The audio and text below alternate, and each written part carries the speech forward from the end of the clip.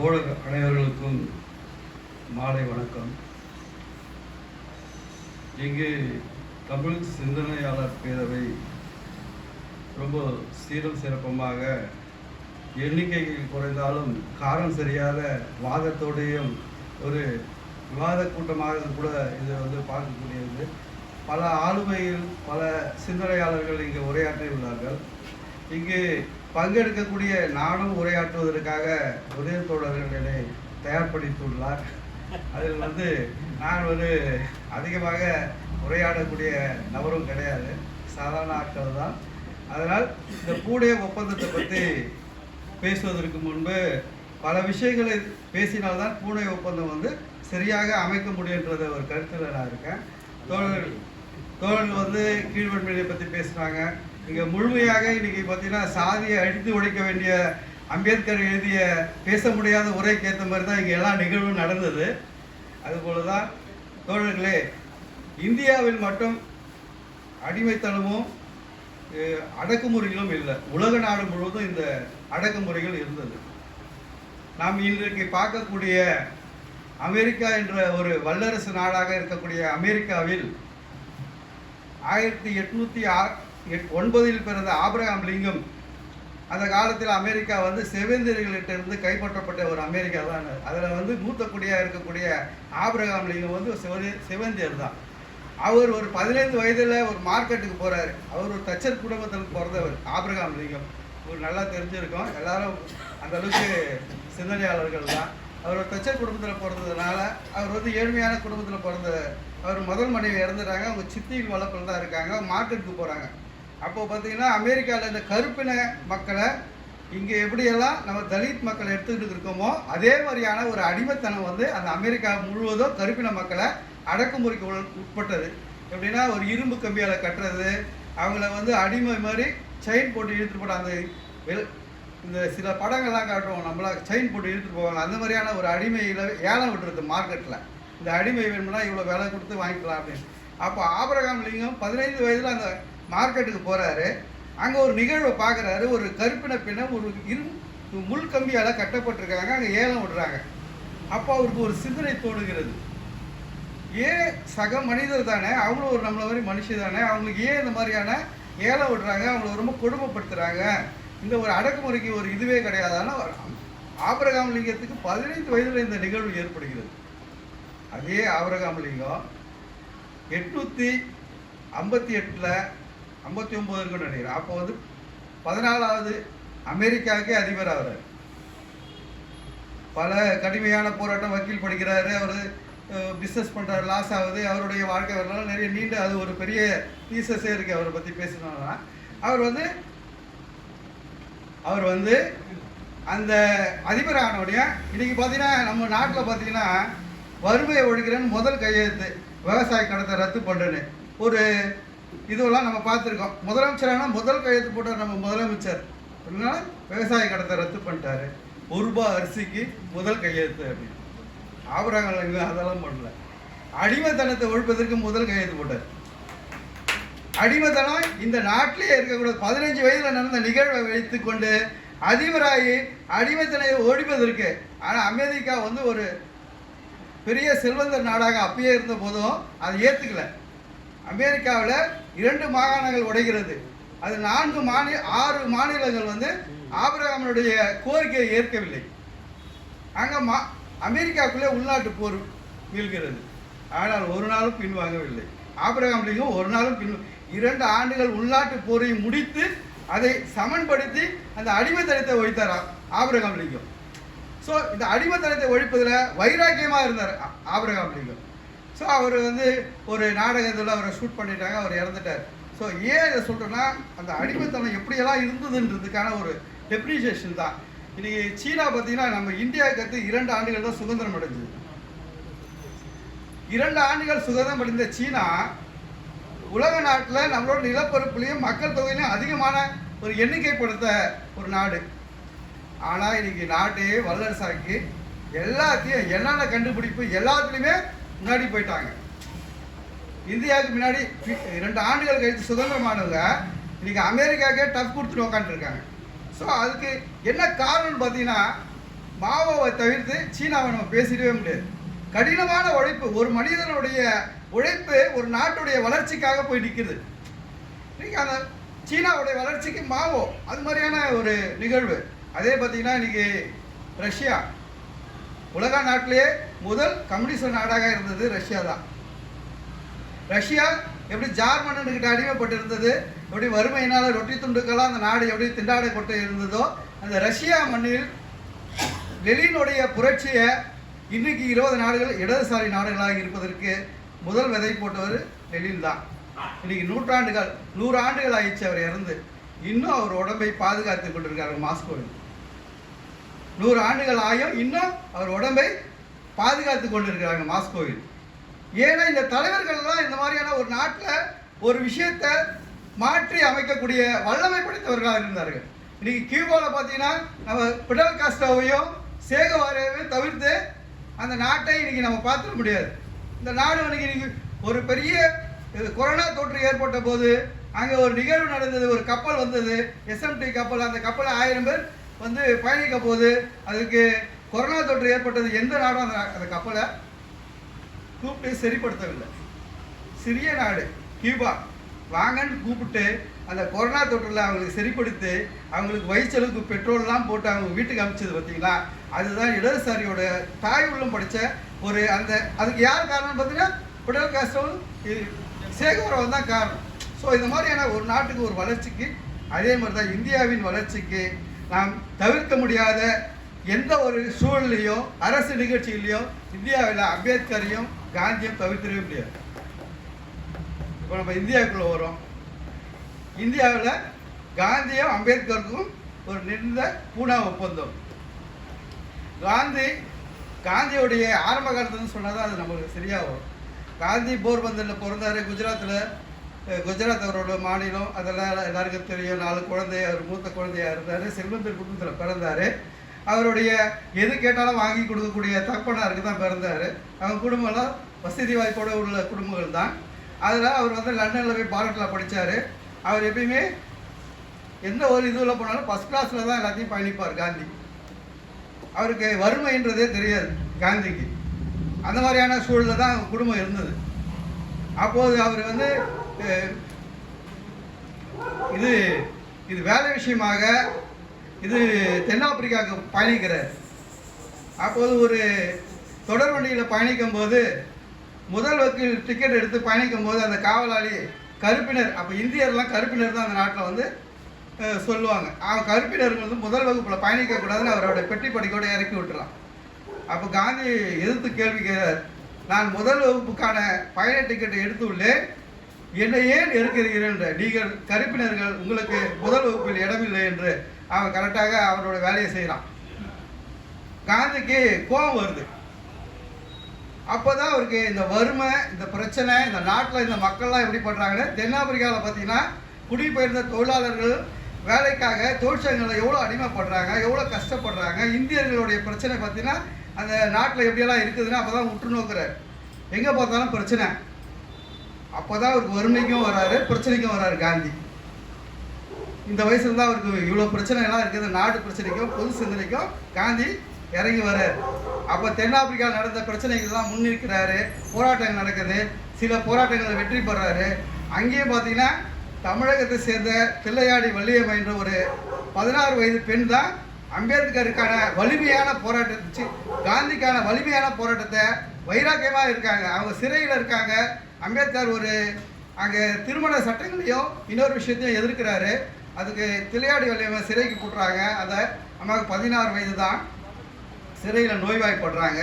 அந்த காவலாளி இவங்க உடல் ரொம்ப நோய்வாய்ப்பட்டு இருக்கு, இல்லை இவங்க ரொம்ப நாள் கஷ்டமாயிட போது, எதை இறந்துட போகிறாங்கன்னு சொல்லிட்டு அந்த காவலாளி வந்து சொல்கிறார், உங்களை விடுதலை பண்ணிவிடுறோம், நீங்கள் போயிடுங்க அப்படின்றாங்க. கோரிக்கை நிறைவேறாத ஒரு காலம் நான் விடுதலை ஆக மாட்டேன்னு சொல்லிட்டு அந்த நோய்வாய்ப்பட்ட வயசுலேயும் அவங்க வந்து அந்த வைராக்கியமான போராட்டத்தில் இருந்தாங்க. அப்புறம் அந்த கோரிக்கையை நிறைவேற்றுறாங்க. 2 நாள் கழித்து வெளியில் வராங்க, நோய்வாய்ப்பட்டு இறந்துடுறாங்க. காந்திக்கு அந்த அவர் வந்து பல விஷயங்களை சொல்லியிருக்காரு. தில்லையாடி வள்ளியம்மை தான் என்ன சமூக போராட்டங்களில் உற்று நோக்கக்கூடிய ஒரு முக்கியமான கருவியாக பார்க்குறேன் நான் சொல்லிட்டு அவங்க மாயாவரவசில் கூட அவங்க ஊர்லாம் போய் காந்தி பார்த்துருக்காரு. ஸோ இந்த மாதிரியான போராட்டத்துக்கு இந்தியாவுக்கு வராரு, காந்தி இந்தியாவுக்கு வராரு. அப்போ தான் போராட்டன்றது காங்கிரஸுக்கு வெற்றி சொல்ல தான் இருக்குது. ஆடம்பரமாக நடக்கக்கூடிய கூட்டங்களில் விடுதலை என்ற ஒரு விடுதலைக்காக காங்கிரஸ் நடத்தக்கூடியதெல்லாம் சாதாரணமாக பேச்சாக தான் இருந்தது. காந்தி எப்போ இந்தியாவுக்கு வராரோ அதான் மக்கள் போராட்டமாக மாறும். மக்களை திரட்டி போராட்டம் பண்ணுறதுக்காக அகிம்சை மொழியில் போராட்டம் எப்படி பண்ணுறதுன்றது காந்தி மூலியமாக நாடு முழுவதும் போராட்டங்கள் தூண்டப்படுகிறது. தோழர்களே, இப்போ காந்தி எப்படி வந்தார், எப்படி போராட்டத்துக்கு வந்தார், எப்படி இந்திய சுதந்திரத்துக்கு போராட்டத்துக்கு வந்தாருன்றது போய் அம்பேத்கர் எதெல்லாம் காந்திக்கு ஈஸியாக கிடைச்சதோ ஒரு டம்ளர் தண்ணீர் கூட அம்பேத்கருக்கு ஈஸியாக கிடைக்கல. அவர் ரத்னகிரி மாவட்டம் அம்பேவா கிராமத்தில் பிறக்கும் போது சிறு வயதியாக இருக்கும் போது பள்ளியில் உங்களுக்கு தெரிய வேண்டியதில்லை, எல்லாமே ஒரு சிந்தனையாளர்கள் தான்.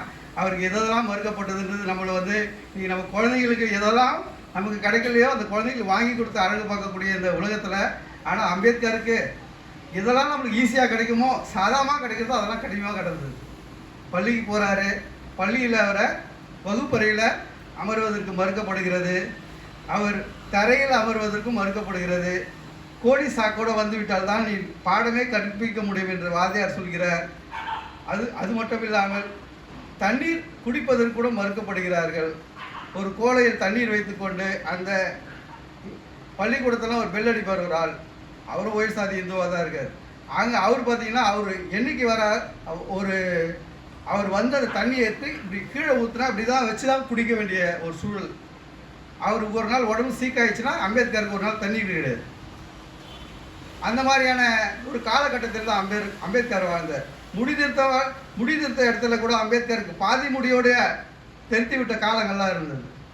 அவர் அப்பாவை சென்று பார்க்கும்போது மாட்டு வண்டிக்காரன் அவரை ஓட்ட விட்டு இவன் நடந்து மாடு பின்னாடி வர வேண்டிய சூழலாக இருந்தது. பொது குளத்தில் தண்ணீர் பகுதியில் ஆதிக்க சாதியினால் அடித்து தடுத்தப்பட்டார் அம்பேத்கர். இந்த மாதிரியான வழிகள் சுமந்து தான் அம்பேத்கர் பள்ளிக்கூடத்தில் வெளியில் படித்தா கூட கவனமாக அவருக்கு இது அசுரன் படத்தில் சொல்லுவாங்கள்ல, தம்பி எதெல்லாம் சேர்த்து வச்சுருந்தாலும் நம்மக்கிட்ட களவாடுவானுங்க, படிப்பு தான் நம்மளுக்கு ரொம்ப முக்கியம், அதை மட்டும் செய்தால் மட்டும் நம்ம உயர்ந்துடலாம், நம்ம எல்லாத்தையும் சாதிச்சிடலான்ற மாதிரி அம்பேத்கருக்கு இதுக்கு முன்னாடியே இப்போ தெரிஞ்சுக்குது. நம்மளுக்கு ஆயுதன்றது படிப்பு தான்றதுனால அவன் எவ்வளோ தடுத்தினாலும் எவ்வளோ அசிங்கப்படுத்தினாலும் அவர் நோக்கம் கல்வியில் உச்சமாக இருந்தது. அவர் 10ஆம் வகுப்பில் ஆங்கில கல்வியில் சேர்க்கும் போது அந்த ஸ்கூலில் ஒரே ஒரு தலித் மாணவன் தான், அதுவும் அம்பேத்கர் தான். அவன் 10ஆவது வகுப்பில் பாஸ் ஆனது தான் அம்பேத்கர் மட்டும்தான், வேறு யாருமே கிடையாது. அதில் படிக்கவும் இல்லை, யாரும் அதில் சேர்க்கவும் இல்லை. அவரை எந்த மகர் இனத்தை சேர்ந்தவர்களோ அந்த பள்ளியில் சேர்க்கவும் இல்லை, அங்கே யாரும் அவங்களை அரவணைக்கவும் இல்லை. அதில் அம்பேத்கர் மட்டும்தான் 10ஆம் வகுப்பு படிக்கிறார். 750 மார்க்குக்கு 282 தான் எடுக்கிறார். அதுக்கே மகள் சமூகம்லாம் அந்த ஊரில் இருக்கவங்கலாம் நம்ம சமூகத்திலேருந்து ஒருத்தர் படித்து பாஸ் ஆகிட்டாமான்ற ஒரு பெரிய உற்சாகமாக ஒரு குஷியாக ஒரு பாராட்டு விழா நடத்துகிறாங்க. 10ஆவது படித்ததுக்கே அம்பேத்கருக்கு ஒரு பாராட்டு விழா நடக்குது. அந்த பாராட்டு விழாவில் பார்த்தீங்கன்னா அம்பேத்கருடைய வாத்தியார் வர்றார். அவர் தான் கிருஷ்ண அர்ஜுன க்ளூஸ்கர். அவர் தான் அந்த அம்பேத்கருக்கு கொஞ்சம் உறுதுணையாக இருக்கார். அவர் அந்த பாராட்டுறாரு, நல்லா படிக்கிற, நீ நல்லா படி, நான் உனக்கு தேவையான உதவிகள்லாம் செய்கிறேன் அப்படின்னு சொல்கிறாரு. அப்போது தான் அம்பேத்கருக்கு அவர் ஒரு புத்தகத்தை கொடுக்குறாரு. இந்த புத்தகம் தான் அவர் கடைசி வரைக்கும் வச்சுருந்தார். அதுதான் கௌதம புத்தருடைய வாழ்க்கை வரலாறு. அம்பேத்கருக்கு 10ஆவது படிக்க சொல்லியே வாழ்க்கை வரலாறு, கௌதமுடைய புத்தருடைய வாழ்க்கை வரலாறு அவர்கிட்ட கிடச்சிது. அது கிடச்சிட்டு அடுத்தடுத்து போகிறாரு. அது பரோடா மன்னருடைய ஸ்காலர்ஷிப்பில் தான் படிக்கிறாரு. 25 ரூபாய் கொடுக்குறாரு மாதம், அதை வச்சு படிக்கிறாரு. மேற்கொண்டு பிஏ வரைக்கும் படிச்சிடுறாரு. அந்த இதுலேயே படிச்சுட்டு அடுத்த கட்டமாக அவர் வெளிநாட்டு செல்வதற்கு அந்த படித்த உடனே பரோடா சமஸ்தானத்தில் வேலை செய்யணுன்னு தான் அந்த ஒப்பந்தத்தில் 25 ரூபாய் கொடுக்குறாங்க. அதில் வேலை செய்கிறாரு. ஒரு 15 நாளில் இறந்து வந்துடுறாரு. அது நடுவில் அவருக்கு 15 வயது இருக்கும்போது ரமாபாய் மூலியமாக திருமணம் ஆகிடுது. அதுக்கடுத்து பார்த்தீங்கன்னா அவங்க அப்பா இடத்துக்கு வர்றாரு. திருப்பியும் அந்த சமஸ்தானத்துக்கு போகிறதுக்கு மறுக்கப்பட்டவுடனே அவர் இந்த பரோடா சமஸ்தானத்தில் ஒரு அழைப்பு வருது. அது வாத்தியார் தான் எடுத்துகிட்டு வர்றாரு. வெளிநாட்டுக்கு சென்று படிக்கிறவர்களுக்கு நிதி உதவி தரேன்னு சொல்லிட்டு உடனே அம்பேத்கர் நிற்கிறாரு. நின்று போயிட்டு அமெரிக்கா செல்வதற்காக அவர் நிதி தராரு. அதில் 10 ஆண்டு ஒப்பந்தம் போடுறாங்க. அந்த ஒப்பந்தத்து மூலியமாக அம்பேத்கர் வந்து அமெரிக்கா செல்கிறார். அமெரிக்கா செல்ல சொல்ல அம்பேத்கருக்கு ஒரு பெரிய இது தான். ஒரு சிறையில் ஒரு 10 ஆண்டுகள் ஒருத்தர் என்னன்னா வெளியில் வந்தோடனே அது இயற்கையோட ஒரு காற்று, ஒரு சந்தோஷமான ஒரு குஷிகளும் அது அமெரிக்கா மண்ணில் இறங்கினோடனே அம்பேத்கர் கிடச்சிது. எதிர்க்க வரவன் எந்த சாதனையும் கேட்க மாட்டான். இந்த ரோட்டில் நடக்கலாம், அந்த தண்ணி எடுத்து குடிக்கலாம், பக்கத்தில் உட்காரவன் யாருன்னு தெரியும், யாரும் அவன் யாரோ நான் யாரோ அவன் யாரோ என்னை கேட்குறதில்ல, நான் எது வேணால் அனுபவிக்கலாம், நான் எங்கே வேணால் போகலாம், எனக்கு எந்த கட்டுப்பாடும் இல்லை. அம்பேத்கருக்கு அந்த சந்தோஷம் அங்கே கிடச்சி அப்போ இன்னும் உற்சாகமாயிட்டார். நல்லா படிக்கிறார், எதெல்லாம் விட்டுறாரோ தேடி தேடி தேடி படிக்கிறாரு. அங்கே பார்த்தீங்கன்னா பொருளாதாரம் படிக்கிறாரு, அது படிக்கிறாரு, அரசியல் படிக்கிறாரு, எல்லாம் தீசஸ் படிக்கிறாரு. முடித்த உடனே லண்டன் போகிறாரு. லண்டன் வந்து அமெரிக்கா சரி லண்டன் அங்கேருந்து போகிறாரு. லண்டன் போனோடனே அங்கே வக்கீல் இது படிக்கிறாரு. அதுக்கடுத்து திரும்பி பொருளாதாரம் அது நிறைய விஷயங்கள் படிக்கிறார். உடனே அங்கேருந்து ஒரு லெட்டர் வருது பரோடா சமஸ்தானத்துலேருந்து, நீ படிப்பதற்கு ஊர் ஊராக போய் படிக்கிறதுக்கு நாங்களும் இங்கேருந்து பணத்தை எடுத்து கொட்ட முடியாது, நீ உடனே இங்கே கிளம்பி வா, மும்பைக்கு கிளம்பி வந்து சமஸ்தானில் வேலை பார்க்கணும் அப்படின்னு ஒன்று லெட்டர் வருது. அவ்வளோதான், அம்பேத்கருடைய சந்தோஷங்கள் அன்றோடு நின்று விடுது. உடனே மூட்டை முடிச்செல்லாம் கட்டினேன். உடனே மும்பைக்கு வர்றாரு. அந்த லண்டனுடைய பல்கலைக்கழகம் சொல்கிறது, நீ எப்போ வேணும் வந்து இந்த பாடத்தை விட்ட பாடத்தை தொடரலாம், அதுக்கு எந்த ஒரு இதுவும் அப்ஜெக்ஷனும் கிடையாது, நீங்கள் எப்போ வேணும் வரலாம் அப்படின்னு சொல்லிட்டு அனுப்பிச்சிடுறாங்க. அம்பேத்கர் அங்கேருந்து வந்துடுறாரு. வந்தோடனே நம்ம ஊரில் தான் 10ஆம் வகுப்புக்கே பாராட்டு விழா நடத்துகிற கூட்டம் வச்ச மகர் சமூக கூட்டம். உடனே அம்பேத்கர் வரவேற்பு, டாக்டர் பட்டமே படிச்சுட்டு வர்றாரு. இந்த இந்தியாவிலேயே வெளிநாட்டு போயிட்டு பொருளாதாரத்தை பற்றி படிச்சுட்டு வர ஒரே ஒரு ஆள் நம்பால் தான்பா அப்படின்னு சொல்லிட்டு ஒரே உற்சாகமான வரவேற்பு அம்பேத்கருக்கு. பெரிய நிகழ்வுகள்லாம் நடத்துகிறாங்க. நடத்தினே 10 ஆண்டு ஒப்பந்தத்துக்கு ஏற்ற மாதிரி பரோடா மன்னர் சமஸ்தானத்துக்கு போகிறாரு வேலைக்கு சேர்றதுக்கு. அதுக்கு முன்னாடி வீடு தேட போகிறாரு. அது ஒரு பெரிய விஷயம். அம்பேத்கர் எங்கே விட்டாரோ அங்கேயே திருப்பி ஆரம்பிக்கிறாங்க. எந்த தண்ணீர் மறுக்கப்பட்டதோ அங்கேயே திருப்பி வர்றாரு அம்பேத்கர். ஒரு இடத்துலையே போய் வீடு கேட்குறாரு. இப்போ பேச்சுலர் வீடு தர மாட்டேன், நீ கிறிஸ்டின் இருந்தால் வீடு தர மாட்டேன், நீ முஸ்லீம் இருந்தால் வீடு தர மாட்டேன், 2 குழந்தை வச்சுருந்தா உனக்கு வீடு கிடையாது, போ, நீ நிறைய தண்ணி செலவு பண்ணுவேன், உன் சொந்தக்காரர் வருவானா, வீடு கிடையாது. அப்படி கிடையாது, இங்கே ஒரே விஷயம், நீ மகர், உனக்கு வீடு கிடையாது, போ. அம்பேத்கர் ஒரே விஷயம், நீ மகர், வீடு கிடையாது உனக்கு. சுற்றுறாரு, அங்கங்கே சுற்றுறாரு. ஏதாவது ஒரு வீடை பிடிச்சிடணும் சொல்லிட்டு மனம் வம்பி அவர் ஒரு பொய் சொல்கிறாரு. நான் ஒரு பார்சின்னு சொல்லிட்டு ஒரு பார்சி வீட்டில் போய் வீடு வாங்கி வீட்டில் வந்து தங்கிடுறாரு. தங்கிட்டு மறுநாள் கிளம்பி மிலிட்ரி செக்ரட்டரியாக அவருக்கு பரோடா சமஸ்தானத்தில் வேலை கொடுக்குறாங்க. அவர் மிலிட்ரி செக்ரட்டரியாக இருந்தாலும் அங்கே இருக்க பிஏவே அவருக்கு தண்ணி கொடுக்க மாட்டோம். இவர் போய் உட்காடுறாரு. உட்காந்தோடனே தண்ணீர் எடுத்துட்டு வர சொல்கிறாரு. தண்ணி எல்லாம் கிடையாது உனக்கு, நீ ஒரு மகர், உனக்கு நான் தண்ணி எடுத்துகிட்டு வரணுமா, அதெல்லாம் கிடையாது. உனக்கு தண்ணி ஒன்றா நீ தான் எடுத்துகிட்டு வரணும், இல்லைன்னா உன்னை வேலைக்கு வச்சார்ல மகாராஜா, அவர் வேணால் தண்ணி எடுத்து கொடுத்துட்டோம். நான் மகாராஜா கிட்ட சொல்வேன், நீ வேணால் போய் சொல்லிக்கோ, எங்கள் இந்து தர்மத்துக்கெல்லாம் நாங்கள் எந்த தீங்கும் விளைவிக்க மாட்டோம், உனக்கு தண்ணி தர மாட்டோம் அப்படின்ட்டு. அங்கே இருக்கக்கூடிய வேலை செய்யக்கூடியவங்களாம் பைலத்துக்கு மூஞ்சில் அடிக்கிறாங்க. தொட்டா தீட்டாயிடும்ல, பைலத்துக்கு மூஞ்சில் போடுறாங்க. அது முடிச்சுட்டு இந்த கொடுமையெல்லாம் முடிச்சுட்டு வீட்டுக்கு வர்றாரு. அங்கே இருக்க எவனா சொல்லியிருப்பான் போல, இவர் ஒரு மகர்னு. அந்த பாசி வீட்டுக்காரன் வந்து பொருள் எல்லாம் தூக்கி வெளில வச்சுருக்கிறான். அம்பேத்கர் வரைக்கும் காத்திருக்கிறான், எப்படா வருவார்னு. அவன் மாட்டு இஷ்டத்துக்கு வசப்படுறான். எப்படி என் கூட்டத்திட்ட அப்போதான் நினைக்கிறாரு, நம்மளை இந்து பிராமணர்களோ இந்து சாதிக்காரங்களோ மட்டும் நம்மளை வந்து அடிமையாக நடத்தலை, முஸ்லீமோ பாசி இவங்க எல்லாமே நம்மளை வந்து தீண்டத்தக்காதவ தான் பார்க்குறான்றத உணர்றாரு. அந்த இரவில் நான் லண்டன் போயிட்டு எவ்வளோ படிப்பெல்லாம் படிச்சுட்டு வந்தாலும் இந்த ஒரு ஊரில் ஒரு சாதாரண பியூனு மதிக்க மாட்டான், சாதாரண ஒரு வீடு தர மாட்டான், இப்படி வந்து ஒரு கண்ணீர் கம்பளையோடு நிற்கிறாரு. இதை உடைக்கணும், இந்த மக்களுக்கு விடுதலை பண்ணணும், இதுக்காக என் வாழ்நாள் முழுவதும் அர்ப்பணிப்பேன்னு சொல்லிட்டு அந்த இரவிலேயே சபதம் எடுத்து வராரு. மும்பைக்கு வந்துடுறாரு. அங்கங்கே வாதியாருக்கெல்லாம் எங்கெங்கெல்லாம் வாதியார் வேலை வேகன்சி இருக்கோ அங்கெல்லாம் வந்து கடிதம் போடுறாரு. அங்கே ஒரு பேராசிரியராக இணைக்கிறாரு.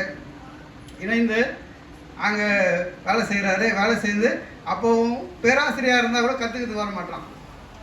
அப்புறம் அம்பேத்கருடைய டீச்சிங் பார்த்தீங்கன்னா சிறப்பான முறையில் இருக்கிறதுனால அந்த கிளாஸில் மட்டும் ஏகப்பட்ட பேர் கூட்டம் வந்துடுறான்.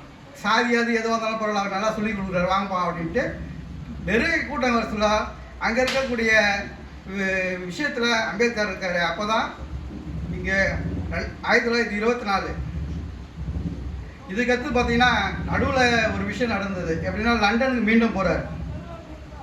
அது எப்படி போகிறாருன்னா, இங்கே ஒரு மாநாட்டில் உரையாற்ற கூப்பிட்றாங்க அம்பேத்கரை. அந்த இந்த மாநாட்டில் போய் உரையாற்றுறாரு.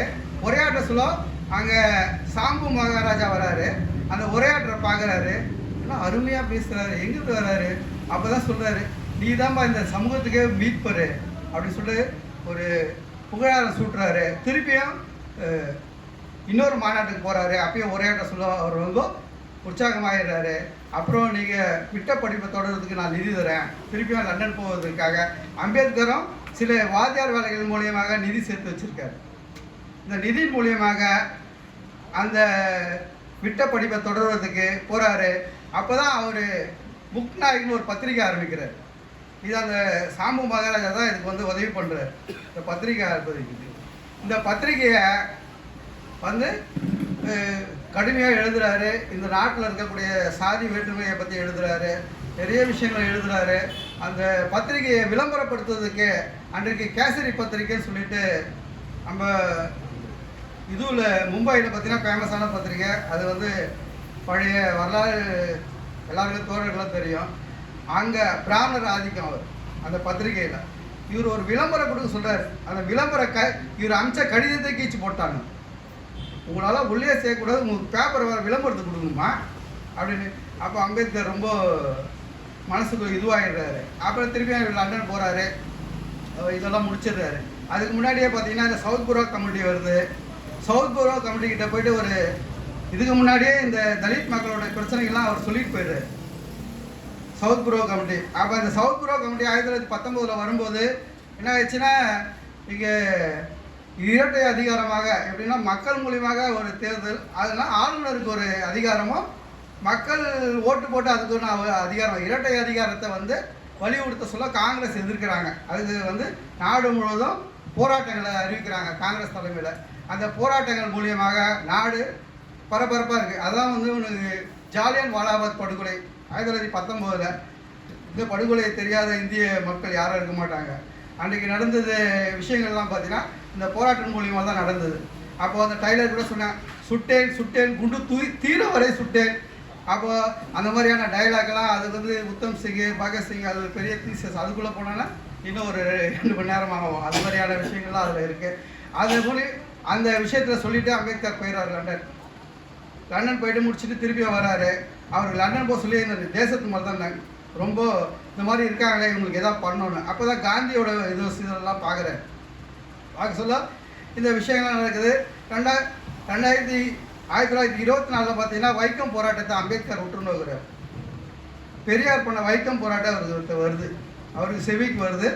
அப்போது தான் இவர் வந்து இந்த 27 தான் 1927 இந்த இந்த சவுதார் கொலை போராட்டத்தை கையில் எடுக்கிறார். சவுதார் கொலை போராட்டம் பார்த்தீங்கன்னா அது தொடர்ந்து ஒரு 10 ஆண்டுகள் போராட்டம். அது கீழ் பெஞ்சு மேல் பெஞ்சு வரைக்கும் போகிறார். அந்த போராட்டம் ஃபஸ்ட்டு இதில் வந்து வெற்றி பெறுறாங்க. தண்ணீர் எடுக்க போகிறாரு அம்பேத்கர். ஒரு பெருங்கூட்டத்தோடு போகிறாரு. அப்போது நம்மளுக்கு தெரியுமா, இப்போ ஒரு கூட்டம் வந்ததுன்னா நமக்கு தெரியாத கல் விட்டாச்சு, அந்த கூட்டத்தை எப்படி திசை திருப்போம், அதுமாரி ஒரு கலவரத்தை உருவாக்குறாங்க. அம்பேத்கர் போய் தண்ணி எடுத்து குடிச்சிடுறாரு. அந்த மக்கள்லாம் போஸ்ல கோயில் நிறைய போகிறாங்க. அது முடிச்சுட்டு அங்கே இருக்கக்கூடிய ஏதோ ஒரு கோயிலுடைய நுழைவு எல்லாம் மகர்கள்லாம் வரப்போகிறாங்கன்னு சொல்லிட்டு கலவரத்தை உண்டாக்குறாங்க. வேறு சாதி இந்துக்கெல்லாம் தயார் பண்ணி அந்த கலவரம் உண்டாக்குறாங்க. அது கலவரம் ஏற்படுகிறது. ஆனால் இந்த அம்பேத்கர் குடித்த தண்ணீர் குடிச்சிட்டார்ல, குளம்லாம் தீட்டாயிடுச்சு. இப்போ அந்த குளம் தீட்டானது என்ன பண்ணணும், அந்த பிராமணர்கள்லாம் கூட்டம் போட்டு ஒரு முடிவு எடுக்கிறாங்க. என்ன முடிவுனா, குளம் தீட்டாயிடுச்சு, அம்பேத்கர் மகர் சமூகத்தில் சேர்ந்ததுனால குடிச்சதுனால குளம் தீட்டாயிடுச்சு. அதுக்காக இருக்கிற மாட்டு மூத்தத்தெல்லாம் ஊர்லலாம் போய் புஷ்ணு வந்து சாணியெல்லாம் போட்டு குளத்தையே நாரடிச்சிட்டானுங்க. இந்த மாதிரியான ஒரு அயோக்கியத்தனமான ஒரு மூட நம்பிக்கை அன்னைக்கு வச்சுருந்தாங்க. அது மட்டும் இல்லாத இன்னைக்கு பார்த்தீங்கன்னா நம்ம லட்டு, திருப்பதி லட்டு, இன்னைக்கு 97 ஆண்டுகள் ஆயிடுச்சு. திருப்பதி லட்டில் என்ன பண்ணானுங்க, நாட்டு கோமியத்தை எதுவுமே தெளிச்சாங்களா இல்லையா? இந்த நாடு அறியும் 97 ஆண்டுகள் ஆயிரம் அந்த மூட நம்பிக்கை அப்படியே இருக்கு பாருங்க. மாட்டு கொழுப்பு சேர்ந்துச்சான், பால் குடிப்பானா, கொழுப்பு சேர்ந்துச்சா, இதுக்குள்ள ரொம்ப போக முடியாது. அந்த மாதிரியான விஷயங்கள் அம்பேத்கரை தொடர்ச்சியாக போராடுறாரு. அப்போ தான் 1928 சைமன் கமிஷன் வருது. அப்போது அவர்கிட்ட போய் அம்பேத்கர் தலித்கான பிரேயரை வைக்கிறார். முழுமையான இந்த இதுலாம் நடந்ததெல்லாம் வச்சு ஒரு பெரிய இது சைமன் கமிஷன்கிட்ட வைக்கிறாரு. அப்போ சைமன் கமிஷன் வந்து 5 மாகாணங்களில் ஒரு உறுப்பினர்களை மாகாணத்தில் 5 பேர் வந்து கவுன்சில் தயார் பண்ணுறாங்க. அப்போ வந்து அம்பேத்கரை வந்து இந்த சைமன் கமிஷனில் நம்பராக ஒருத்தராக போடுறாங்க. போட்ட உடனே இந்த காங்கிரஸினுடைய ஆதிக்க சாதியினர்கள்லாம் இருக்காங்களா, அவங்கள என்ன சொல்லிட்டாங்க, அம்பேத்கர் வந்து பிரிட்டிஷ் கைக்கூலி ஆகிட்டாரு, பிரிட்டிஷ்காரோடைய கைக்கூலி ஆகிட்டாரு ஃபுல்லாக. உடனே இவங்களுக்கு தான் தெரியுமே, உடனே அவனை பற்றி பேசுறது, அசிங்கமாக வசப்பாடுவது. அதனால் சரி, இதெல்லாம் ஒரு பக்கம் இருந்தாலும் அம்பேத்கர் அந்த விஷயத்தில் தெளிவாக இருந்ததுனால திருப்பியும் வந்து வட்டமேஜை மாநாடு, வட்டமேஜை மாநாட்டில் முதல் 1930 வட்டமேஜை மாநாடு, முதல் வட்டமேஜை மாநாட்டில் வந்து 89 பேர் மொத்த உறுப்பினர்கள் அதில் வந்து சேர்க்குறாங்க. அந்த ரவுண்ட் டேபிள் கான்ஃபரன்ஸில் வந்து இந்தியாவில் பார்த்திங்கன்னா ஒரு 57 பேரை இன்வைட் பண்ணுறாங்க. அதில் இத்தாலிய பிரச்சனைகளாக வந்து 16 பேர் அவங்க வராங்க. மீதி பார்த்திங்கன்னா தலித் சமூகத்தை சேர்ந்த 2 பேர், ஒன்று அம்பேத்கர், இன்னும் தமிழகத்தில் ரெட்டைமலை சீனிவாசன், 2 பேர் தான் அங்கே போய் அந்த முதல் வட்டமேஜை மாநாட்டில் இருக்காங்க. இருக்க சொல்ல அம்பேத்கருடைய ஏற்கனவே இந்த விஷயத்தெல்லாம் சொல்லியிருக்காருல்ல, இந்த விஷயத்தெல்லாம் வந்து அவர் வந்து அந்த வட்டமேஜை மாநாட்டில் உரையாற்றுறாரு. அந்த உரை வந்து அப்போ இருக்கக்கூடிய நாளிதழ்கள்லாம் வருது. அப்போ வந்து இரட்டை குடியுரிமை வாக்குரிமையை வைக்கிறார். பிரதானமாக தலித் மக்களுக்கு வேலை வாய்ப்பு எல்லா விஷயத்தையும் வைக்கிறாரு. அதில் வந்து வாக்குரிமையை வந்து முழுமையாக வைக்கிறார். இரட்டை வாக்குரிமை எப்படின்னா, தலித் மக்களுக்கு தனி தொகுதி கேட்குறாரு. பொது தொகுதியிலையும் அவங்களுக்கு 2, ஒரு பிராமணர்னா அவருக்கு ஒரு ஓட்டம், ஒரு தலித்துக்கு தனியாக ஒரு ஓட்டம். இந்த இரட்டை வாக்குரிமையை வச்சோடனே இந்த நாடு முழுவதும் நாளிதழ்கள் மூலியமாக பரவி பெரிய சலசலப்பை உருவாக்குது. சலசலப்பை உருவாக்கணுன்னு காந்திக்கு நியூஸ் போது காங்கிரஸ்லாம் கூட்டி ஒரு முடிவு எடுத்து பேசுகிறாங்க. ரெண்டாவது வட்டமேஜை மாநாட்டில் கலந்துன்னு சொல்லிட்டு 2வது வட்டமேஜை மாநாடு 1931 நடக்குது. அதில் வந்து காங்கிரஸ் தலைவர் சார்பாக காந்தியை சரோஜினி நாயுடு கலந்துக்கிறாங்க. அம்பேத்கர் திருப்பி கலந்துக்கிறார். அங்கே அம்பேத்கருக்கும் காந்தி வந்து நான் இந்துக்கள் சார்பாக வந்திருக்கேன் அப்படின்னு. அப்போ சீக்கியர் சார்பாகவும் முஸ்லீம் சார்பாகவும் அதுக்கடுத்து ஆங்கிலேயர் சார்பாகவும் ஒரு கூட்டம் இருக்க சொல்ல நான் இந்துக்கள் சார்பாக வந்திருக்கேன்னு. அப்போ அம்பேத்கர் எடுத்து இந்துக்களில் நாங்கள் தலித் வந்து சிறுபான்மையாக இருக்கோம், நாங்கள் தனியாக வரோம் அப்படின்றார். நாங்கள் இந்துக்கள் கிடையாது அப்படின்றார். அப்போ அம்பேத்கருக்கும் அவருக்கும் கடுமையான முட்டு மோதலுமாக நிகழ்கிறது. அப்போது காந்தி சொல்கிறாரு, நீங்கள் இந்த இரட்டை வாக்குரிமையை நீங்கள் அமுல்படுத்தினீங்கன்னா நான் வந்து இதை நான் புறக்கணிக்கிறேன் சொல்லிட்டு அந்த இதில் வந்து வெளியில் வந்துடுறாரு. அம்பேத்கர் வந்து அங்கே உரையாற்றுறாரு. திருப்பியும் இந்த மாநாடு வந்து சரியான பேச்சுவார்த்தை முடியல. ஆனால் சைமன் கமிஷன் அம்பேத்கர் கொடுத்த தீசஸ் முழுமையாக ஏற்றுக்கொள்கிறாங்க. அம்பேத்கர் கொடுத்தது எல்லாத்தையும் ஏற்றுக்கிறாங்க. காந்தி அங்கேருந்து வந்துடுறாரு. காந்தி அங்கேருந்து வந்து தகவல் கொடுக்குறாரு, காங்கிரஸ் இந்த மாநாடு வந்து சரியாக வரல, நமக்கு சாதகமாக இல்லை. உடனே அம்பேத்கர் இது சட்ட மறுப்பு இயக்கம் வந்து நாடு முழுவதும் நடந்த இந்த காலகட்டம். அப்போது புனே ஏர்வாடா சிறையில் ஒரு போராட்டம் மூலிமா காந்தி அரெஸ்ட் ஆகி அப்போது வந்து அந்த இந்த வாக்குரிமையை வந்து நீங்கள் இது பண்ணிங்கன்னா தலித் மக்களுக்கு இடஒதுக்கீட்டில் நான் எந்த குறைபாடும் வைக்கல, நீங்கள் அதை கொடுங்க. ஆனால் இரட்டை வாக்குரிமையை நான் வந்து முற்றிலும் மறுக்கிறேன், அது நடைபெறும், நான் சாகும் வரை உண்ணாவிரதம் ஏர்வாடா சிறையில் உண்ணாவிரதத்தை தொடங்கிட்டோடனே முதல் கவுன்சிலாக ராம்சே மெக்டோலுக்கு லெட்டர் எழுதுறார் காந்தி. அங்கே ராம்சே மெக்டோலுக்கு முதல் கடிதம் எழுதுறார். இது நாங்கள்லாம் இந்துக்கள், நாங்கள்லாம் ஒற்றுமையாக இருக்கோம், எங்க கூட பிளவு ஏற்கனவே பார்த்தீங்கன்னா சீக்கியர்கள் தனி தொகுதி அலோட் பண்ணிட்டீங்க, முஸ்லீமுக்கு தனி தொகுதி இதெல்லாம் போயிட்டு இருக்கு. இப்போ இந்துக்கள்லேருந்து எங்களை தலித்தையும் பிரித்து நீங்கள் தனி தரக்கூடாது, நாங்களாம் ஒரு இந்து தர்மத்துக்குள்ளே இருக்கோம் ஒரு கடிதம் எழுதுறாரு. இதை தான் விட்டு நல்லா பார்க்க வேண்டியது இருக்கும். யார் இந்திய மக்களுக்காக வறுமையில் இருக்கவங்க தலித் மக்களுக்காக போராடுறாங்க, யார் இந்து தர்மத்துக்காக போராடுறான்னு பாருங்கள். ராம்சே மெக்டோனல் திருப்பி ஒரு கடிதம் எழுதுறாரு. உங்களுக்கு தெரிய வேண்டியதில்லை, இந்த மக்கள் போராட்டக்கூடிய மகாத்மாவாக இருக்கீங்க, உங்களுக்கு இந்த விஷயங்கள்லாம் நான் சொல்லி தெரிய வேண்டியதில்லை, உங்களுக்கு நன்கு அறிஞ்சவர்கள்.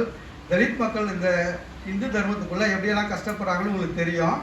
அவங்க உடனே பெருசாக இதில் உடனே பெரிய மாற்றங்கள்லாம் வந்துட போகிறதில்ல. ஒரு சட்டமன்றத்தில் நாடாளுமன்றத்தில் அவங்களுக்கான ஒரு நபர்களை தேர்ந்தெடுத்து அவங்களுக்கான குறைபாடுகள் பேச தான் போகிறாங்க.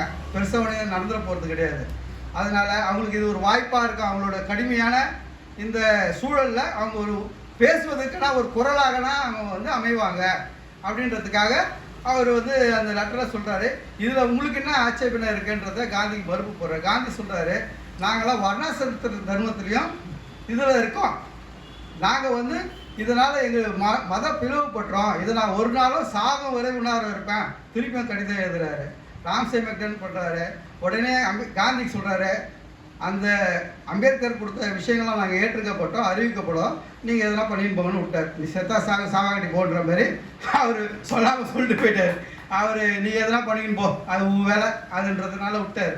உடனே இவர் என்ன சொல்கிறாரு, சண்டைக்காரன் காலில் விழுதோட சாட்சிக்காரன் காலில் விழுந்துடலாம் அப்படின்ட்டு அம்பேத்கருக்கு தூது விடுறாரு. அம்பேத்கருக்கு ஒருத்தராக அனுப்புறாரு. ஃபஸ்ட்டு நேரு போகிறாரு, சர்தார் வல்லபாய் பட்டேல் போகிறாரு. உங்களுக்கு தெரிய வேண்டியதில்லை, மகாத்மா வந்து ஒரு உண்ணாவிரதத்தை எடுத்தாருன்னா அதை முடிக்க மாட்டார். அவர் இது வரைக்கும் 21 உண்ணாவிரதம் இருந்திருக்காரு. எந்த உண்ணாவிரத்தையும் வெற்றி பெறாமல் முடிச்சது கிடையாது. ஆனால் அவர் நோய்வாய்ப்பட்டார், தண்ணீர் கூட இறங்கல, ரொம்ப கடினமான சூழலில் இருக்கார். அவர் மரணித்து போயிட்டார்னா மகாத்மா இறந்தது அம்பேத்கரால் தான் வந்துடும். இதனால் உங்களுக்கு நீங்கள் இந்த மக்களுக்கு நீங்கள் ஏதோ செய்யணும்னு நினைக்கிறதுலாம் தவறாக போய் முடிஞ்சிடும். நாளைக்கு இந்த மக்கள் ஏற்கனவே பார்த்தீங்கன்னா அம்பேத்கரை நாடு முழுதும் காந்தி உண்ணாவிரதம் இருக்கிறது யாரால அம்பேத்கரால் அப்படின்றதுனால நாடு முழுதும் வசம்பு சொற்களும் பிரிட்டிஷ் கைக்கூலின்று அம்பேத்கரை தவறாக அன்றைக்கு இருக்கக்கூடிய முதலாளிகள்லாம் காங்கிரஸ்ல இருந்து உரையாற்றி திட்டு தீர்த்தி விட்டு பொதுமக்கள்லாம் தலித் மக்களை அங்கங்கெல்லாம் திட்டு தீர்த்தி விட்டு கடைசியாக அம்பேத்கர் கிட்ட முறையிட போகிறாங்க. மதன் மோகன் மாலியா போகிறாரு. போனோடனே அப்போது வந்து நீங்கள் ஒத்துக்கலைன்னா நல்லா இருக்காது. திரும்பி ஒரு மீட்டிங் ஏற்படுத்துகிறாங்க. அம்பேத்கருக்கும் காந்திக்கும் நடக்குது. ஏர்வாடா சிறையிலே ஒரு மீட்டிங் ஏற்படுத்துகிறாங்க. அப்போது அம்பேத்கர் போகிறாரு. அவர் நீங்கள் பிறக்காத முன்னே நான் தலித்துக்கெல்லாம் போராடி இருக்கேன் அப்படின்னு காந்தி சொல்கிறார். நீங்கள் பிறக்காத முன்னே நான் தலித்துக்கெல்லாம் போராடி இருக்கேன். அவருடைய விஷயத்தில் நாங்கள் எடுத்துருக்கோம். அம்பேத்கர் அதெல்லாம் ஒடிய அவர் வந்து நீங்கள் போராட போதுங்க, அது ஒரு விஷயம் இல்லை. ஆனால் இங்கே தலித்தோட நிலைமை என்னன்னு பார்த்தீங்கன்னா, பொது பாதையில் கூட எங்களை விட மாட்டான், பொது கிணத்துல விட மாட்டான். அந்த மராட்டிய மாநிலத்தில் ஒரு சாதி கொடுமை எப்படி இருந்தது பார்த்தீங்கன்னா, எச்சல் கூட பூமியில் திப்ப முடியாது. ஒரு டப்பா மாரி கட்டிட்ட அந்த தலித் மக்கள் வந்து எச்சல் வந்து பூமியில் பட்டால் தீட்டாயிடுமா, பூமாதேவிக்கு தீட்டாயிடுமா. இந்து தர்மத்து மூலியமாக அவங்கள பாக்ஸில் ஒரு டப்பா ஒன்று கட்டி போடுவோம், தவறாக எச்சல் திப்பக்கூடாது. அதே மாதிரி அவங்க பாதங்கள் பூமியில் பட்டால் அந்த படி அந்த பாத அடையாளம் இருக்குது பார்த்தீங்களா, அது பூமிக்கு தீட்டாயிடும். இந்து தர்மத்தில் எழுதி வச்சிருக்கு. அதனால் அவங்க பின்னாடி ஒரு தொடப்பை வச்சுட்டு அந்த பாதத்தில் அழிச்சிட்டே போவாங்க. தலித் மக்கள் போன பாதங்கள் தெரியக்கூடாதுன்னு சொல்லிட்டு அழிச்சிட்டே போவாங்க. அதே மாதிரி ஒரு சமூகம் பார்த்தீங்கன்னா இரவில் மட்டும் தான் வரணுமா, அந்த மக்கள்லாம் யார் கண்ணுக்கும் படக்கூடாதான். அந்த மாதிரியெல்லாம் ஒரு கொடுமை. இந்த கொடுமைலாம் கேட்க சொல்ல பெரிய அதிசயம். இந்த பெரிய பெரிய இந்த கதைகள்லாம் சொல்லுவாங்களே, அந்த மாதிரி கதைகள் நடந்த மாதிரி இருக்குது இந்த வாழ்க்கையில். இது மாதிரியெல்லாம் அனுபவப்பட்டிருக்காங்க. அப்படியெல்லாம் இருக்குது. நீங்கள் வந்து எங்களுக்கு ஒரு பெரிய ஒரு அச்சீவ்மெண்ட்டாக இதை பார்க்குறோம். பிரிட்டிஷ் எங்களுக்கு இது கொடுக்குறாங்க. பிரிட்டிஷ் நாளைக்கு சுதந்திரமே கொடுத்தா கூட உங்ககிட்ட நாங்கள் எதுவும் வாங்க முடியாது. உங்ககிட்ட போராடியெல்லாம் எங்களால் வாங்க முடியாது. இது வரைக்கும் நீங்கள் எதுவும் செய்யலை. அதாவது ஒரு பார்த்து சொல்லுவாங்களே, இதுக்கு முன்னாடி நான் உனக்கு என்ன செய்யணும், எதுவுமே செய்யலை, இப்போ அதே தான் அப்படின்ற மாதிரி காந்தி. அப்போ வந்து இதுக்கு முன்னாடி நீங்கள் எதுவும் எங்களுக்கு செய்யலை, இப்போ என்ன செய்ய போகிறீங்க, எங்களுக்கு வந்து பிரிட்டிஷ் செய்யறதுக்கு ரெடியாக இருக்காங்க. அவங்க கொடுக்குறத வச்சு நாங்கள் ஏதாவது வந்து இது வரைக்கும் எங்களை வந்து தீண்டாமை கொடுமையினால் போலீஸ்க்கு வேலை எடுக்கலை, மிலிட்ரியில் எடுக்கலை, எந்த அலுவலகத்துலையும் எங்களை பெருக்கிறதுக்கு தான் வச்சுக்கிறீங்க. ஒரு முக்கியமான பொறுப்பில் எங்களுமே கிடையாது. எங்கள் மக்கள் வந்து அடர்த்தியாக இருக்கக்கூடிய மக்கள் ஒடுங்கி வாழ்வாதாரத்துக்கு பிச்சை எடுத்து வாழ்கிற மாதிரி ஒரு வாழ்க்கையை வாழ்கிறாங்க. ரொம்ப கொடுமையாக இருக்குது இந்த வாழ்க்கை அப்படின்னு சொல்லிட்டு ரொம்ப இதுவாக வைக்கிறாரு.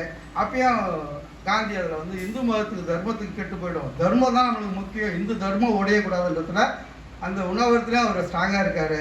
2 வார்த்தை பேச்சுவார்த்தை தோல்வியில் தான் முடியுது. திரும்பியும் மதன் மோகன் மாலியா மூலியமாக திருப்பி ஒரு பேச்சுவார்த்தை. அப்போ தான் சொல்கிறாங்க பூனே ஒப்பந்தம் நிகழக்கூடிய சூழல் வந்துச்சு. காந்திக்கு ரொம்ப சீரியஸ் ஆகிடுச்சு. எவ்வளோ ஒரு 4 நாளில் பால் ஊற்றிடுவாங்க. இப்போ நீங்கள் முடிவு எடுக்கலைன்னா நிலமை ரொம்ப மோசமாக போய்க்குது. அப்புறம் வந்து நீங்கள் காந்தி மகாத்மா சாவுக்கு அம்பேத்கர் தான் காரணம் சொல்கிறோம். இதுதான் நாடு முழுவதும் நடக்க போகுது. அப்போ இருக்கக்கூடிய கொஞ்சம் தலித் மக்களும் ரோட்டில் கூட நடக்க முடியாத அளவுக்கு நாங்கள் உருவாக்கிடுவோம் அப்படின்ற மாதிரி ஒரு மிரட்டலான சூழலை, தர்ம சங்கடமான சூழலை அம்பேத்கருக்கு நிகழ்த்துறாங்க. அம்பேத்கர் வந்து இப்போ என்ன பண்ணுறதுனே தெரியாத தகிச்சு போய் நிற்கிறாரு. ஆனால் இது மாதிரி இந்த ஆள் பண்ணிருக்கிறானே அப்படின்னு சொல்லிட்டு அம்பேத்கர் சரி ஓகே, நான் இந்த இரட்டை வாக்குரிமையை நிறுத்திட்டு எங்களுக்கு தனி தொகுதியை வந்து அதிகப்படுத்தி கொடுங்க. அப்போ பிரிட்டிஷ் காலம் வந்து 71 தொகுதி தான் கொடுத்துருந்தான். பிரிட்டிஷ் வந்து அறிவிச்சது வந்து 71 தொகுதி தான் நாடாளுமன்றத்தில் இடஒதுக்கீடாக கொஞ்சம் கம்மியாக தான் கொடுத்துருந்தான். அப்போ வந்து காந்தியோடைய ஒப்பந்தத்தின் மூலியமாக, பூனே ஒப்பந்தத்தின் மூலியமாக பேச்சுவார்த்தையில் 148 சீட்டாக தலித் மக்களுக்கு இந்த நாடாளுமன்றத்தில் ஒதுக்கினாங்க. சட்டமன்றத்துலையும் அதிகமாக 10 விழுக்காடு தலித் மக்களுக்கு ஒதுக்கி கையெழுத்து போடுறதுக்கு ஒப்பந்தம் தயாராகிடுச்சு. காந்தி வரல ஒப்பந்தத்துக்கு. மதன் மோகன் மாலியாவும் பிர்லாவும் ப்ளஸ் எம்சி சிவா அதுக்கு இன்னும் சில தோழர்கள் தான் கையெழுத்து போடுறாங்க. அப்போ பார்த்தீங்கன்னா இந்த தலித் மக்களுக்கெல்லாம் நான் தான் காட் ஃபாதர்னு சொன்ன காந்தி யாரை கூப்பிட்றாரு? அம்பேத்கரை கூப்பிட்டு தலித் மக்கள் சார்பாக கையெழுத்து போட சொல்கிறார். அப்போ தலித் மக்கள் சார்பாக அங்கே அம்பேத்கர் கையெழுத்துடுறாரு. சரி, இது முடிஞ்சிச்சு. அம்பேத்கர் ஒரு மாநாடு இப்போ 1935 இந்த மாநாடு டிக்ளேர் ஆனோன்னு தேர்தல் அனௌன்ஸ் பண்ணிடுறாங்க. அதுக்கடுத்து இது பூனே ஒப்பந்தம்ன்றது முடிஞ்சு அம்பேத்கர் ஒரு மாநாட்டில் சொல்கிறாரு, இதை நீ வட்டமஜை மாநாட்டிலே பேசியிருந்தா இன்றைக்கி முடிஞ்சு போயிருமா? இவ்வளோ பெரிய பிரச்சனை எதுக்கு? அன்றைக்கே நம்ம 2 பேரும் பேசியிருந்தா இந்த முடிவை எடுத்திருந்தா இந்த உணர்வும் தேவை கிடையாது. இவ்வளோ பெரியான நீண்ட ஒரு கடுமையான வாதங்களையும் பிரச்சனைகளையும் சந்திக்க வேண்டிய சூழலே கிடையாதுன்னு அம்பேத்கர் ஒரு மாநாட்டில் உரையாற்றுறார். உடனே அம்பேத்கர் காந்திக்கு வந்து கரிசனை வந்துச்சு. தலித் மக்களோட கரிசனை காந்திக்கு ஏற்பட்டுச்சு. அதான் அப்படி பேசுகிறாங்கல்ல, நம்ம இதுக்கத்தி இவங்களை பற்றி பார்க்கலன்னா நாட்டில் நம்ம தனிவுபட்டுறோன்றதுனால அர்ஜுன சேவா சங்கா காங்கிரஸில் ஆரம்பித்து அதில் தான் இன்றைக்கி கக்கன்லாம் படித்தார். அர்ஜுன சேவா சங்கம் நாடு முழுவதும் பூனே ஒப்பந்தத்தை தான் ஆரம்பித்து நாடு முழுவதும் அப்போ தலித்துக்கு வந்து கிராமமாக சந்திக்கிறதுக்கு காந்தி போகிறாரு. ஆலய நடுவே போராட்டம் காங்கிரஸ் நடத்துகிறாங்க. அதுக்கடுத்து தான் ஆலய நடுவே போராட்டங்களாக காங்கிரஸ் தலைமையில் நிறைய நடந்தது. அதுக்கடுத்து பார்த்தீங்கன்னா அம்பேத்கர் இது இல்லாத அம்பேத்கருக்கு ஒரு மண்டல் மூலியமாக உரையாற்றுவதற்காக அம்பேத்கர் அழைக்கிறாங்க. அந்த மாநாட்டுக்கு உரையாற்றுவதற்காக அப்பயே அம்பேத்கர் சொல்கிறாரு, அப்பா நீங்கள் கூப்பிட்டீங்கன்னா நான் ஒன்று பேசுவேன், நீங்கள் ஒன்று நினைப்பீங்க, உங்களுக்கு சாதகமாகலாம் பேச முடியாது. நான் பேசினா எங்களுடைய விஷயத்தை தான் பேசுவேன், அது சரிப்பட்டு வராது, நீங்கள் வேறு யாருன்னா வச்சு பேசிக்கப்பான்றார். இல்லை நான்லாம் பேசிட்டேன், நீங்கள் வாங்க எங்கள் மாநாட்டுக்கு. அந்த மண்டல் பார்த்தீங்கன்னா யாருமே தலித் கிடையாது. அந்த மண்டல் கவுன்சிலில் அது நடத்துறதுக்கான அவர் என்ன பண்ணுறாரு, ஒரு உரையை ரெடி பண்ணிடுறார். ஒரு சின்ன ஒரு 80 பக்கம் உரையை ரெடி பண்ணி அந்த அதிகாரத்துக்கு அனுப்புகிறாங்க. அப்போ சொல்ல அந்த எல்லாம் பார்த்துட்டு இந்த புக்கை பார்த்துட்டு வேந்துடுறாங்க. என்னப்பா அவரை கூப்பிட்டா நம்மளுக்கு பிரச்சனையை உண்டாக்கிடுவார் போல், நம்ம ஏதோ இதை வச்சு ஓட்டின்னு கிடக்குறோம், இந்த அமைப்பை வச்சு ஏதோ அப்படி சீனை போட்டு இவர் வந்து பேசினார்னா ஒரு பெரிய கலவரமே உண்டாயிடும் போல். உடனே அம்பேத்கர் வராங்க, இந்த புக்கத்துக்கு இது மாதிரிலாம் பேசுனீங்கன்னா என்ன ஆகுனா, உங்களை ஏற்கனவே போட சொல்லியே 10 பேர் எதிர்ப்பு தெரிவித்தான், நான் பேசி சால்வ் பண்ணி வச்சுக்கிறேன், நீங்கள் வாங்க இப்படின்னு நீங்கள் இது மாதிரி பேசுனீங்கன்னா நல்லா இருக்குமா, நாங்கள் ஒரு 4-5 வேர்ட்ஸை மட்டும் போட்டுட்டு காட்டுறோம், அதை மட்டும் நீக்கிட்டு வந்துடுங்க அப்படின்னு அம்பேத்கர் சொன்னார். அன்றைக்கு எப்படி பிரிட்டிஷ் காலத்தில் வந்து காந்திகிட்ட சொன்னார், ஒரு புள்ளியை கூட என்னால் நகர்த்த முடியாது, ஒரு கமாவை கூட என்னால் நீக்க முடியாது, அப்படி இல்லைன்னா வானான்னு அந்த மாநாட்டில் அவர் பேசுகிறார்.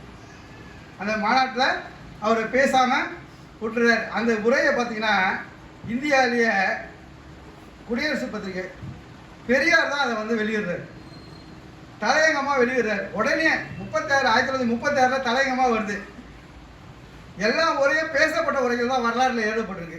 ஆபிரகாம் லிங்கம் வந்து பேசப்பட்ட உரை, டெல்லி செலவுன்னு நேதாஜி சுப்பிரமணியன் பேசப்பட்ட உரை, நேரு பேசியது உரை, இது பகத்சிங் வந்து பேசிய உரை, பேசாத உரை உலகம் முழுவதும் பேசப்பட்டது. அம்பேத்கருடைய அந்த சாதியை அழித்து ஒழிக்க வேண்டிய அந்த புத்தகம் தான் பேசப்பட்டது.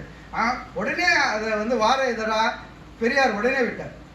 பெரியார் அப்பயே சொன்னார், இந்த பூனே ஒப்பந்தத்துக்கு கூட ரஷ்யா பயணம் போயிருந்தார் பெரியார். பெரியார் ஒரு கடிதம் போடுறாரு, ஒரு நபருக்கோசம் 7 கோடி தலித் மக்களுடைய வாழ்வையை அடமானம் வைக்கிறீங்க, அதுக்கு நீங்கள் ஒத்துக்காதீங்கன்னு சொன்னார். காந்தி அந்த ஒப்பந்தத்தில் ஒத்துக்காதீங்க, 7 கோடியோட மக்களுடைய ஒரு நபருக்கோசம் விட்டு விடுங்க அப்படின்ற மாதிரி காந்தி வந்து ரஷ்யாவிலேருந்து லெட்டர் போட்டார். யாருக்கு? அம்பேத்கருக்கு. அந்த மாதிரியான விஷயம். ஆனால் காந்தி வந்து ஒரு புத்தகம் எழுதுறாரு, அதே 36. இந்த புத்தகம் வந்து ரொம்ப காந்தி என்ன மாதிரியான ஒரு சூழலில் இருக்காரு, நீங்கள் இந்த புத்தகத்தில் ஒரு 2-3 விஷயத்தை மட்டும் சுற்றி சுருக்கமாக சொல்லிடுறதோட இல்லைடா எல்லாம் போகலாம் அதில் சுருக்கமாக அந்த விஷயம் பார்த்தீங்கன்னா ஐடியல் வாங்கினா வந்து கடவுளுக்கு சேவை செய்யறதுன்னு ஒரு புத்தகம் நூல் எழுதுறாரு காந்தி. அந்த நூல் பார்த்தீங்கன்னா பிராமணர்கள் வந்து கடவுளுக்கு சேவை செய்கிறவங்க, அறிவு சார்ந்தவங்க, அவங்க கடவுளுக்கு சேவை செய்கிறாங்க. இந்த வாங்கினா வந்து துப்புரவு மலை அள்ளக்கூடியவங்க, அவங்களும் கடவுளுக்கு சேவை செய்கிறாங்க. எப்படி சேவை செய்கிறாங்கன்னு பார்த்தீங்கன்னா, ஒரு கிராமப்புறங்களில் மலை அள்ளக்கூடியவங்கள வந்து ஒரு வீட்டுக்காக போயிட்டு அவங்க மலத்தை வந்து அந்த காலகட்டத்தில் அப்படி தான் இருந்ததுன்னு நினைக்கிறேன். அதனால சொல்ல ஒவ்வொரு மலத்துடைய தன்மையை நீங்கள் பார்க்கணுமா, அந்த மலை அள்ளக்கூடியவங்க அதில் அந்த மலை வந்து எப்படி கட்டியாக வருதா, நிறமாக வருதா, ஒவ்வொரு வீட்டு மலத்தையும் நீ உள்நோக்கி வச்சுக்கணுமா. அந்த மலத்தில் அது வர அந்த வாசனை கூட உள்வாங்கி வச்சுக்கணுமா. வச்சுக்கிட்டு அந்த மலத்தில் உனக்கு தண்ணியாக வருதுன்னா அந்த வீட்டுக்காரர்கிட்ட போய் சொல்லணுமா, உனக்கு உடலில் ஏதோ பிரச்சனை இருக்குது போல, நீ மருத்துவரை போய் அணுகணும், மலத்தில் ஏதோ ஒரு துர்நாற்றம் வீசுது, தன்மை மாறி இருக்குது, நீ உடனே போகணும், இது வந்து கடவுளுக்கு சேவை செய்யலாம். மலைக்கொழி மரணம் நடந்து நாட்டில் எத்தனை பேர் செத்து போயிருக்காங்க தலித் மக்கள். இன்றைக்கும் வந்து மலைக்கொழி மரணத்தை ஒழிக்கணும்னு நம்ம போராடி இருக்கிறோம். இந்த ஆளுக்கு எப்படி ஒரு வர்ணாசிர தர்மத்தை எப்படி பாதுகாக்கிறான்னு பார்த்துங்க. இந்த மாதிரி யாரா போய் சொன்னீங்கன்னா கேட்டுக்குவாங்களா? என்ன தலைவர் சொன்னால் ஏற்றுக்குவாங்களா? நம்ம குடிச்ச டம்ளர் இன்னொருத்தர் எடுக்கக்கூடாதுன்னு ஒரு இதில் வாழ்ந்துருக்கோம். ஐயோ விடுங்க நாங்களே எடுத்துக்கிறோம் அப்படின்னு. ஒரு மலத்தை இந்த மாதிரியான ஒரு ஐடியல் வாங்கின்ற ஒரு புத்தகத்தில் காந்தி பதிவு பண்ணியிருக்காரு. இந்த மாதிரியான வர்ணாசிர அடிப்படையில் தான் காந்தி இருந்தார். ஆனால் காந்தி பண்ண ஒரே ஒரு நன்மை பார்த்தீங்கன்னா, இந்தியாவில் 48 கற்றுது அம்பேத்கர் வந்து இன்னும் நிறைய விஷயங்கள் இருக்குது, அதெல்லாம் பதிவு பண்ண நேரம் பத்தாது சொல்லிட்டாரு. நான் நிறைய விஷயங்கள் என்கிட்ட வச்சுருக்கேன். அதில் 1948 காந்தி அம்பேத்கர் வந்து மூளையில் ஒரு பிரச்சனை இல்லாத போகிறாரு. அங்கே ஒரு நர்ஸ் இருக்காங்க, திருப்பி அங்கே திருமணம் நடக்குது. திருமணம் நடந்தோடனே காந்தியை பார்த்தீங்கன்னா ஒரு தலித்கான தலைவராக, அம்பேத்கர் தலித்கான தலைவராக இந்த நாடு வந்து ஒரு கட்டமைச்சுக்கிட்டே இருக்கு. அது முழுமையாக ஒரு கண்டிக்கப்பட வேண்டிய விஷயம். நதிநீரை பற்றி பேசியிருக்காரு. நதிநீர் வந்து கோர்ட் மூலிமா தீர்வு காண முடியாது, சட்டம் மூலியமாக தான் தீர்வு காண முடியும், பாராளுமன்றத்து மூலியமாக தான் தீர்வு காண முடியும் அன்றைக்கே சொல்லியிருக்காரு அம்பேத்கர். இன்னும் அந்த நதிநீர் பிரச்சனை 100 ஆண்டுகளாக பேசிட்டு இருக்காங்க கோர்ட் மூலிமா. அது முடியாத அன்றைக்கே சொல்லியிருக்காரு. அதே மாதிரி இந்தியாவுக்கு 2 தலைநகரம் ஒன்று சொல்லியிருக்காரு. ஒன்று ஹைதராபாடு, ஒன்று டெல்லி. ஏன்னா டெல்லியில் இருக்கிறவன் நம்ம மதிக்கிறதே கிடையாது. வடநாட்டுக்காரலாம் முற்போக்காக இருக்கான், எது பட்டாலும் எதிர்ப்பு தெரிவிக்கிறான், அவனை வந்து சமாளிக்க முடியாது, அவங்களே எதை நத்தின்னு போயிடறாங்க. இப்போ பார்த்துக்க அது மாதிரி தான் நடக்குது.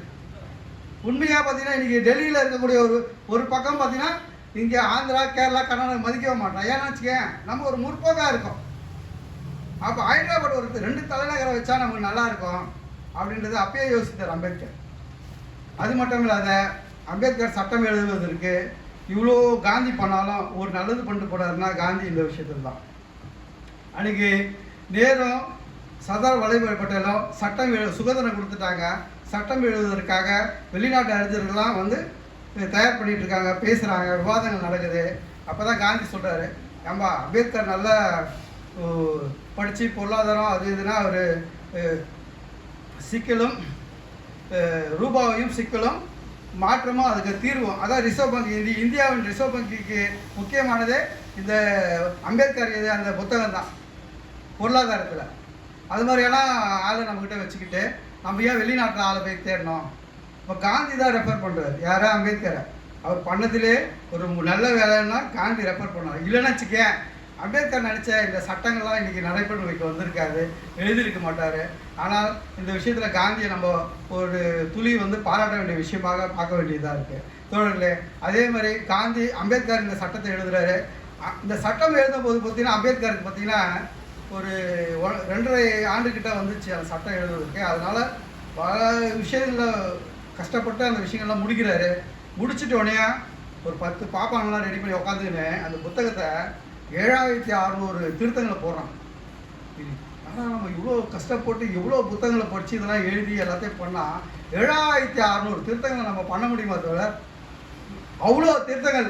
இது சலிப்பாயிட்டார், அதெல்லாம் பண்ண முடியாது. 2400 சில திருத்தங்களோட முஸ்டில் இதான் நல்லா பண்ண முடியும்னு டிக்ளேர் பண்ணிடுறாரு. உடனே அதை அமுல்படுத்தி சட்டமாகுது. அதுக்கடுத்து பல திருத்தங்கள் சட்ட புத்தகத்தில் ஏற்பட்டது. அம்பேத்கர் அதுக்கடுத்து ஒரு பொதுப்படையான தலைவர்ன்றதுக்காக சில விஷயங்களை மட்டும் சொல்லி நான் முடிச்சுக்கிறதோட அவ்வளோதான் முடியுது. அம்பேத்கர் அந்த பிரிட்டிஷ் கவுன்சிலே பார்த்து தொழிலாளர் துறை அமைச்சராக இருக்கார். இன்றைக்கி இடதுசாரிகள்லாம் அம்பேத்கரை பேசாத காரணத்துக்கு இதுக்குள்ள ஒரு வருத்தம் இருக்குது. இந்த 8 மணி நேரம் வேலையை அன்றைக்கி அம்பேத்கர் வந்து பிரிட்டிஷில் இருக்க சொல்ல, அதில் வந்து அவர் தொழிலாளர் துறையை முக்கிய பொறுப்பில் இருக்க சொல்ல அவருக்கு அது 8 மணி நேரம் வேலையாக மாற்றுறாரு. இஎஸ்ஐ உடைய மருத்துவ காப்பீட்டை அன்றைக்கி தொழிலாளர்களோட மருத்துவ காப்பீட்டை அம்பேத்கர் தான் அது அமல்படுத்துகிறாரு. அதே மாதிரி பிஎஃப்ஓ அமல்படுத்துகிறாரு. பெண்களுக்கு பிரசவ கால விடுப்பையும் அது கூடிய சம்பளத்தையும் அது சட்டமாக மாற்றுறாரு. அது இல்லாத ஒரு 5 சட்டங்களை வைத்து இவர் இந்து சட்டமாக நிறைவேற்றுவதற்காக ஒரு மசோதாவை தயார் பண்ணுறாரு. அந்த மசோதாவில் தான் அவருக்கு இதுவாகிடுது. அந்த மசோதாவில் என்ன வைக்கிறாருன்னா, பெண்களுக்கான சொத்துல உரிமை வேணும்ன்ற ஒரு மசோதாவை வைக்கிறாரு. 2வது, பெண்கள்லாம் அன்றைய காலத்தில் சிறு வயதில் திருமணம் பண்ணிட்டு அப்படியே அந்த பெண்களுடைய வாழ்க்கை அழிந்து போயிடுது. அது ஏதோ ஒன்றுனா அவங்களுக்கு மறுமணம் பண்ணுவதற்கான ஒரு சட்டத்தை ஏற்றணும்னு சொல்லிட்டு அம்பேத்கர் அந்த சட்டத்தில் அந்த இதுவில் வைக்கிறாரு மசோதாவில். அதுக்கடுத்து பார்த்தீங்கன்னா எல்லாருக்கும் வாக்குரிமையை வைக்கிறாரு. வயதுக்கான வாக்குரிமையை வந்து தீர்மானம் பண்ணி வைக்கிறாரு. அதுக்கடுத்து இன்னொன்று என்ன வைக்கிறாரு, குற்றவியல் சட்டம். இன்றைக்கி அம்பேத்கர் தென் மாவட்டங்களில் பார்த்தா சிலையை உடச்சிட்டு பல பேர் சுற்றின்னு கிடக்கிறான். இன்றைக்கி இது இந்த கள்ளர் மறவர்ன்ற குற்றவியல் சட்டங்களை, பரம்பரை குற்றவியல் சட்டங்களை ஒழிக்கணும்னு வந்து அன்றைக்கி மசோதா வச்சார். இதெல்லாம் பார்த்து இந்த பிராமணெலாம் ஆடி போயிட்டாங்கன்னா பொண்ணுங்களாம் நம்மளுக்கு வேலை செய்ய மாட்டாங்களே, நம்ம பொண்ணுங்களை அடிமைப்படுத்தி வாழ்ந்துன்னுக்கிறோம், இவனுக்கு வந்து இதெல்லாம் பண்ணனா நாளைக்கு எல்லா பொண்ணுலையும் கேள்வி கேட்க ஆரம்பிச்சிருவாங்க. அந்த மசோதாவுக்கு பார்த்தா எல்லா பெண்களும் அந்த பார்லிமெண்ட்டில் ஆதரவு தெரிவித்தாங்க அம்பேத்கருக்கு. ஆனால் அங்கே இருக்கக்கூடிய பிராமணர்கள் மட்டும் எதிர்ப்பு தெரிவித்து அந்த மசோதாவை கேன்சல் பண்ணுறாங்க. அம்பேத்கர் ஒரே மனதாக சொல்கிறாரு, இந்த சட்டங்களும் அதிகாரங்களும் மக்களுக்கு சேவை செய்வது தான். இந்த அதிகாரம் சட்டங்கள் சேவை செய்ய முடியாத ஒரு சட்ட திருத்தங்களை என்னால் நிகழ்த்த முடியலன்னா இந்த சட்டம் தேவையில்லைன்னா ரிசைன் பண்ணிட்டு வெளியே வந்துடுறாரு. இப்படிப்பட்ட சட்டம் எதுக்கு? இன்றைக்கி பார்த்தீங்கன்னா அதிகாரத்துக்கோசம் அம்பேத்கர் வாங்கி கொடுத்த 148 இடஒதுக்கீடுக்கான சட்டமன்ற நாடாளுமன்ற உறுப்பினர்கள் பார்த்தீங்கன்னா கலைஞர் வாழ்க சொல்கிறான், அதுக்கடுத்து பார்த்தா மோடி வாழ்கின்றான், வாஜ்பாய் வாழ்கின்றான். யார் வாங்கி கொடுத்தது? அம்பேத்கர் வாங்கி கொடுத்த சட்டங்களில் தலித் மக்களுடைய உரிமையை பேசுவதற்கு மறுக்கப்படுகிறது. எல்லாம் இன்னைக்கு அடிமையாக போயிட்டான். அம்பேத்கர் எவ்வளோ கஷ்டத்துக்கு இது பண்ணாரோ அதெல்லாம் இன்னைக்கு பேச மறுக்கக்கூடிய நாடாளுமன்ற உறுப்பினர்களாக இருக்காங்க. அதே மாதிரி தான் அம்பேத்கர் அந்த சட்டத்தை தூக்கி எறிஞ்சார். அதுக்கடுத்து பார்த்தீங்கன்னா அம்பேத்கருக்கு அதே 35 மாநாட்டில் அவர் சொல்கிறார், ஃபீலோ மாநாட்டில், நான் இந்துவாக பிறந்தது என்னுடைய குற்றம் அல்ல, அதுக்கு நானும் பொறுப்பல்ல, இதுக்கு என்னால் என்ன பண்ண முடியாது, ஆனால் நான் சாகும்போது ஒரு இந்துவாக சாக மாட்டேன், நான் ஒரு இந்துவாக சாக மாட்டேன் என்று தீர்க்கமாக சொன்னார். அதே தான் 1956 நாகபுரி மாநாட்டில் 10 லட்சம் பேர்களோட புத்தகத்தில் தழுவுறாரு அவர். அதுக்கடுத்து பார்த்தீங்கன்னா சில மாதங்கள்லேயே தன்னுடைய சுகர்ன்றதுனால படுக்கையிலே இறந்துடுறாரு. அம்பேத்கருடைய விஷயம் வந்து முடிஞ்சது. தோழருடைய வாய்ப்பு கொடுத்து இவ்வளோ பேர் இருந்து கேட்டதுக்கு நன்றி தெரிவித்து விடைபெறுகிறேன். நன்றி, வணக்கம்.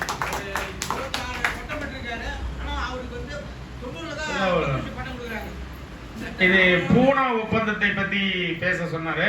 அதனால் வந்து பூனா ஒப்பந்தத்தின் மூலமாக அந்த தாழ்த்தப்பட்ட தொகுதிகளை எப்படி எல்லாம் கிடைக்கப்பெற்றதுன்றது அதை கடைசியில் 50 நிமிடத்திலே அந்த காரண காரியங்கள் எல்லாம் உருவாக 1932 ஏற்பட்ட அந்த பூனா ஒப்பந்தத்தின் விளைவாக அரசியல் அதிகாரத்தை எப்படி தாழ்த்தப்பட்ட மக்கள் பெற்றார்கள், அவர்கள் வாழ்ந்த துயரம், அவர்களுக்கு பெற்றெடுத்த உரிமை, அந்த உரிமையை எப்படி அரசியல் ரீதியாக நிலைநிறுத்தப்பட்டது அது என்பதற்காகத்தான் அந்த ஒப்பந்தத்தின் உடன்படிக்கைகளை பற்றியெல்லாம் இங்கே மேற்கோள்களாக காட்ட சொன்னார். அவர் உலக வரலாறுகளை எல்லாம் தொட்டு அப்புறம் இந்திய வரலாறுக்குள்ளே வந்து அவர் அம்பேத்கருடைய வாழ்வியல் முறையெல்லாம் அடிக்கோடிட்டு காட்டியிருக்கிறார். ஆகவே தோழருக்கு நன்றி தெரிவித்துக் கொண்டு எல்லோருக்கும் முறைப்படி நன்றி தெரிவித்ததற்காக நம்முடைய வள்ளலார் அமைப்பை சார்ந்த சகோதரர் சுப்பிரமணியம் அவர்கள் நன்றி தெரிவிக்க அழைக்கிறேன். வருக, நன்றி, நல்க.